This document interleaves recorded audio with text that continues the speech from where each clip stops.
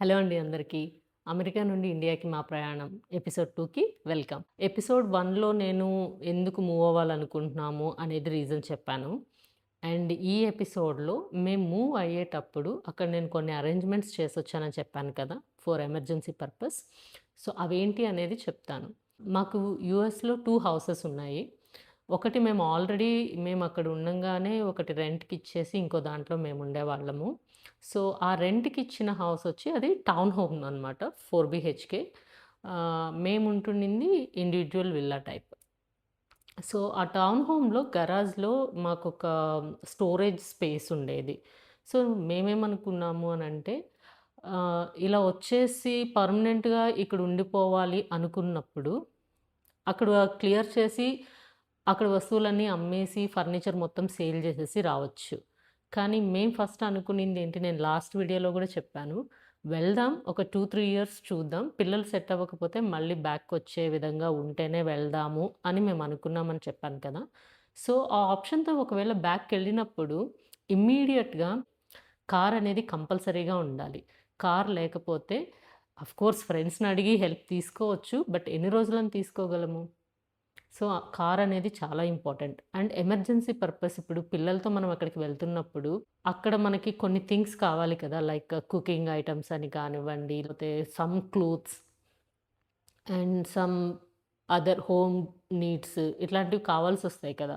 So, అవి నేనేం చేశాననంటే అన్నీ డంప్ చేయకుండా కొన్ని లైక్ ఒక 3, 4 బాక్సెస్ వచ్చేటట్లు అవన్నీ దాంట్లో సెట్ చేసి, ఆ టౌన్ హోమ్‌లో గరాజ్‌లో స్పేస్ ఉందని చెప్పాను గదా! సో, అక్కడ నేను సెట్ చేసి వచ్చాను. సో దట్ ఒకవేళ మేము ఇన్ ఎ ఇయర్ ఆర్ 2 ఇయర్స్‌లో బ్యాక్ వెళ్ళినా కూడా నాకు ఆ బాక్స్ ఆఫ్ థింగ్స్ ఇమ్మీడియేట్ పర్పస్‌కి యూజ్ చేసుకోవడానికి ఉంటుంది అని చెప్పి. అండ్ కార్ మేమేం చేసామనంటే ఫస్ట్ అమ్మేద్దాం అనుకున్నాము. కానీ మళ్ళీ ఇదే ప్రాబ్లమ్ పోతే ఇమ్మీడియేట్‌గా అప్పటికప్పుడు కార్ కొనుక్కోవాలి అనేది గూడా ఇబ్బందవుతుంది అని చెప్పి మా ఫ్రెండ్స్ మాకు హెల్ప్ చేశారు. వాళ్ళ దగ్గర యాక్చువల్లీ మేము కార్ పెట్టేసి వచ్చాము. అండ్ వాళ్ళు యూజ్ చేసుకుంటాం. రైట్ నౌ ఇప్పుడు మేము ఇంకొక 2, 3 ఇయర్స్ ఎక్స్‌టెండ్ చేసుకుందాం అనుకుంటున్నాం. ఇండియాలోనే ఉందాం అనుకుంటున్నాము. సో, ఇప్పుడు కార్ సెల్ చేసేద్దామన్న థాట్‌లో అయితే మేమున్నాము. సో, ఆ 2 హోమ్స్ రెంట్‌కెళ్ళిపోయాయి. అండ్ అలాగే నేను కొన్ని ఎమర్జెన్సీ థింగ్స్ అక్కడ సెట్ చేసొచ్చాను. And I think in a month కూడా మేము కార్ గూడా సెల్ చేసేస్తాము. ఎందుకనంటే ఇంకొక 2, 3 ఇయర్స్ మళ్ళీ అంటే ఇండియాలోనే కంటిన్యూ అవుదామని మేమనుకుంటున్నాం. ఎందుకంటే పిల్లలు స్కూల్స్‌కి కంఫర్టబుల్ అయిపోయారు. అంతా బానే ఉంది. మీరు మూవ్ అయ్యేటప్పుడు ఫర్నిచర్‌ని, ఇంట్లో ఉన్న వస్తువుల్ని అక్కడి నుంచి ఇక్కడికి మీరు షిఫ్ట్ చేసుకోవాలి అని అనుకుంటే, మీ ఆఫీస్ ద్వారా మీకు రీలొకేషన్ ప్రాసెస్ ఉంటేనే చేసుకోండి. వితౌట్ రీలొకేషన్ ప్రాసెస్ అవన్నీ ఇక్కడికి షిఫ్ట్ చేసుకోవడం అనేది దట్ ఈస్ వెరీ ఎక్స్‌పెన్సివ్. దాని బదులు మీరు అక్కడ అవన్నీ పడేసి ఇక్కడ కొత్తవి కొనుక్కోవచ్చు. సో, ఆ కాస్ట్‌కి ఇక్కడ మీరు ఎంటైర్ హోమ్ సెటప్ చేసుకోవచ్చు. ఆఫీస్ రీలొకేషన్ ఇస్తే అది యాక్చువల్లీ బెనిఫిటే. వాళ్ళు యాక్చువల్లీ షిప్స్ ద్వారా షిప్ చేస్తారు. ఆర్ సమ్ సమ్ థింగ్స్ వాళ్ళు కార్గోస్ కూడా ఉంటాయి. కాబట్టి ఆఫీస్ రీలొకేషన్ ఇస్తే అది బెనిఫిటే యాక్చువల్లీ. ఆఫీస్‌లో మీకు రీలొకేషన్ ఇవ్వకుండా మీ అంతట మీరు మూవ్ అవ్వాలనుకుంటున్నారు యూఎస్ నుండి ఇండియాకి. అలా మూవ్ అయ్యేటప్పుడు ఏంటి మీరు అక్కడ ఉన్నవన్నీ కూడా క్లియర్ చేయాల్సొస్తుంది. లేదా మీకు ఈ ఆప్షన్ ఉండి అరే! అంటే వెళ్దాము ఒక 2, 3 ఇయర్స్ ఇండియాలో ఉందాము. నచ్చకపోతే మళ్ళీ బ్యాక్‌కొచ్చేద్దాము అన్న ఆప్షన్ మీ మైండ్‌లో ఉంటే, అక్కడ మీకు మీ థింగ్స్‌ని స్టోర్ చేసుకోవడానికి మీకు అవైలబుల్ ఉంటే యాక్చువల్లీ అక్కడ సమ్ స్టోరేజ్ యూనిట్స్ కూడా అవైలబుల్ ఉంటాయి. అవి మీరు రెంట్ తీసుకోవచ్చు. మంత్లీ సమ్ రెంట్ అనేది ఉంటుంది. సో, మన ఫర్నిచర్‌ని గానీ, థింగ్స్‌ని గానీ అక్కడ ఆ స్టోరేజ్ యూనిట్స్‌లో పబ్లిక్ స్టోరేజ్ యూనిట్స్ అని ఉంటాయి. సో, వాటిలోనైనా మీరు రెంట్‌కి తీసుకొని అక్కడైనా పెట్టొచ్చు. ఇఫ్ యూ హావ్ ఇంకో 2, 3 ఇయర్స్‌లో మీరు మళ్ళీ బ్యాక్‌కెళ్ళిపోదాము అని అనుకుంటే. ఇఫ్ నాట్ లేదు ఉన్నది క్లియర్ చేసేద్దాము, ఇండియాకొద్దాము తర్వాత చూసుకుందాము అని అనుకుంటే బెటర్ క్లియర్ చేసేసి ఇండియాకొచ్చిన తర్వాత మీ సిట్యుయేషన్స్‌ని చూసుకొని వెళ్ళగలిగితే వెళ్ళేది. లేదంటే ఇక్కడే సెటిల్ అవ్వాలి అనుకుంటే సెటిల్ అవ్వచ్చు. సో, ఇవి నేను చేసిన ఎమర్జెన్సీ థింగ్స్. ఇవి కాక ఇంకేం చేసునుండొచ్చు బెటర్‌గా అనంటే, ఫస్ట్ థింగ్ కార్ అమ్మేసునుండొచ్చు. అండ్ మళ్ళీ నాకు మైండ్‌లో ట్రిగ్గర్ అయింది ఏంటి అనంటే, వచ్చేస్తాము ఇఫ్ ఎనీ కేస్ సెట్ అవ్వలేకపోతే బ్యాక్‌కెళ్ళాలి అనంటే చెప్పాను కదా! ఇమ్మీడియేట్ పర్పస్ కార్ కావాలని. సో, అందుకని హోల్డ్ చేశాము. సో, నాకది హోల్డ్ చేసినందువలన నా పాకెట్ నుంచి నేనేం పే చేయలేదు. ఇన్‌ఫాక్ట్ మా ఫ్రెండ్సే దాన్ని మేనేజ్ చేసుకుంటున్నారు. ఇప్పుడు దాన్ని సెల్ చేసేద్దాం అనుకుంటున్నాము. ఎందుకంటే కారనేది మనం ప్రొలాంగ్ చేసే కొద్దీ it's a depreciating property. So, better to clear అని ఇంకొక 2, 3 ఇయర్స్ మాకు ఇండియాలోనే ఉండాలనే ఐడియా ఉంది కాబట్టి ఇప్పుడు దాన్ని సెల్ చేసేద్దామని అనుకుంటున్నాము. ఫస్ట్ ఎపిసోడ్‌లోనే నేను చెప్పాను. జాబ్ సేఫ్టీ అండ్ దెన్ మీ ఆఫీస్‌లో రీలొకేషన్ ఇస్తారా లేదా అనేది చూసుకోండి.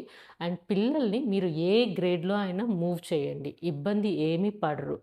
ఇట్ ఈస్ ఓన్లీ మీరు ఎలాంటి కరిక్యులమ్ అండ్ ఎలాంటి స్కూల్స్ చూస్ చేసుకుంటున్నారు అనే దాన్ని బట్టి ఆధారపడి ఉంటుంది. ఇట్ మే బీ నా ఒపీనియన్. నేను మా పెద్ద పాప 7th గ్రేడ్ అండ్ చిన్న పాప 2nd గ్రేడ్‌లో ఉన్నప్పుడు మేము మూవ్ అయ్యాము. ఇప్పుడు పెద్ద పాప 8th గ్రేడ్, చిన్న పాప 3rd గ్రేడ్‌కొచ్చింది. లాస్ట్ ఇయర్ అంతా కొన్ని అప్స్ అండ్ డౌన్స్ ఉన్నాయి. వాళ్ళు అడ్జస్ట్ అవ్వడము. నేను ఐబీ తీసుకున్నానని చెప్పాను కదా! నా నెక్స్ట్ వీడియోలో ఐబీ కరిక్యులమ్ అంటే ఏంటి అండ్ లాంగ్వేజెస్ ఇవన్నీ ఉంటాయి. ఐబీ కరిక్యులంలో లాంగ్వేజెస్ ఉంటాయి. ఉండవు అని కాదు. లాంగ్వేజెస్ ఉంటాయి. అండ్ మీరు ఫస్ట్ లాంగ్వేజ్, సెకండ్ లాంగ్వేజ్ చూస్ చేసుకోవచ్చు. And at the same time మీరు ఏ స్టేట్‌లో ఉంటే ఆ స్టేట్‌లో ఆ రీజనల్ లాంగ్వేజ్ అనేది కంపల్సరీ ఇండియాలో. ఇప్పుడు మేము బెంగుళూరులో ఉన్నాము.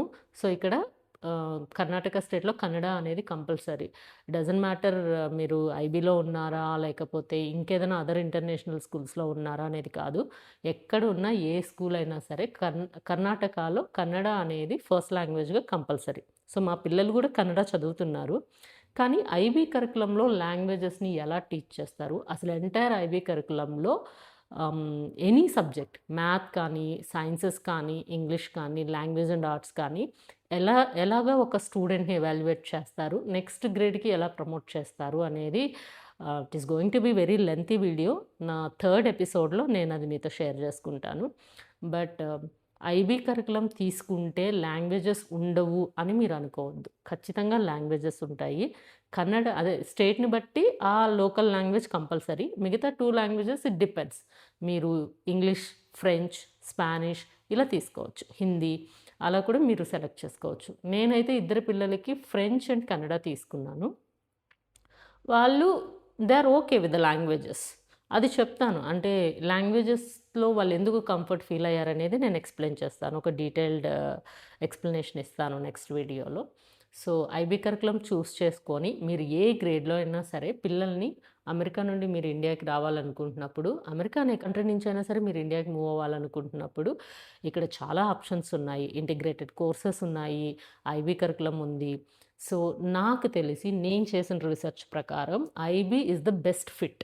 ఇటువంటి అంటే అదర్ కంట్రీస్ నుంచి ఇండియాకి మూవ్ అవ్వాలనుకుంటున్న కిడ్స్‌కి IB one of the best fit. ఇక్కడుంటున్న స్టూడెంట్స్ కూడా ఐ మీన్ ఇక్కడ పుట్టి, పెరిగి ఇక్కడ లోకల్ స్కూల్స్‌కి వెళ్తున్న స్టూడెంట్స్ కూడా ఐబీ కరికులం తీసుకొని చదువుతున్న వాళ్ళు ఉన్నారు. It's not that only out of the country నుంచి వస్తేనే ఐబీ తీసుకోవాలనేం లేదు. ఇక్కడ ఉంటున్న పిల్లలు కూడా చాలామంది ఐబీకి వెళ్తున్న వాళ్ళు ఉన్నారు. ఐ మీన్ ఐబీ కరికులం తీసుకున్న వాళ్ళు ఉన్నారు. సో, మా పిల్లలు 8th, 9th గ్రేడ్‌లో ఉన్నారు. ఇప్పుడు మూవ్ అయితే ఇబ్బంది పడతారేమో అని మీకు డౌట్ ఉంటే, నా ఎక్స్‌పీరియన్స్ ప్రకారం అయితే నేను నా పిల్లల్ని దగ్గర నుండి చూసిన దాని ప్రకారం అయితే అటువంటి భయం ఏమీ అవసరం లేదని నాకు అనిపిస్తుంది. And if you are aiming for IITs అట్లాంటి అంటే మీ పిల్లలు అలాంటి కోర్సెస్‌లో అటువంటి వాటిలో ఉండాలి. వాళ్ళు కాంపిటీటివ్ ఎగ్జామ్స్‌లో ఫస్ట్ ఉండాలి. అండ్ సబ్జెక్ట్ పరంగా బాగా స్ట్రాంగ్ ఉండాలి అని అనుకుంటే then there are options. CBSE ఉంది, ఐసీఎస్ఈ ఉంది అండ్ స్టేట్ బోర్డ్ సిలబసెస్‌లో ఐఐటీ ఫౌండేషన్స్ ఉన్నాయి. అండ్ మీ కిడ్స్ అది చేయగలరా లేదా అనేది చూసుకొని దాన్ని బట్టి మీరు తీసుకోవచ్చు. అండ్ అదే ఈ IB curriculum and school languages గురించి 3rd ఎపిసోడ్‌లో మనం డీటెయిల్డ్‌గా మాట్లాడుకుందాం. Until then stay tuned. Bye by.